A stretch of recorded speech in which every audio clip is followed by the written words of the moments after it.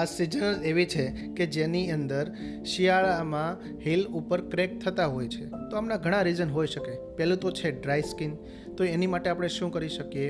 Natural મોઇશ્ચરાઇઝરનો ઉપયોગ કરી શકીએ. તો એમની માટે આપણે ઘણા એવા ફ્રૂટ્સ છે, કીવી વગેરે છે કે જેની અંદર જે હીલ છે એની ક્રેક થવા માટે જવાબદાર હોય છે. વિટામિન ઈ, ઝીંક જેવા તત્વોની ડેફિશિયન્સીના કારણે પણ થતું હોય છે. તો એમની માટે આપણે ફ્રૂટ્સનો ભરપૂર પ્રમાણમાં ઉપયોગ કરી શકીએ છીએ.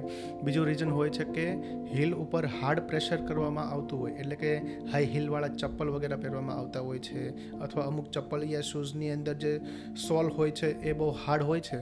તો હાર્ડ પ્રેશરના કારણે પણ ક્રેક્સની તકલીફ અમુક અંશે જોવા મળતી હોય. અને જો વધારે પ્રમાણમાં ક્રેક્સ હોય તો નજીકના સારા એવા ડૉક્ટરનો કન્સલ્ટ કરવો જરૂરી બનતો હોય છે.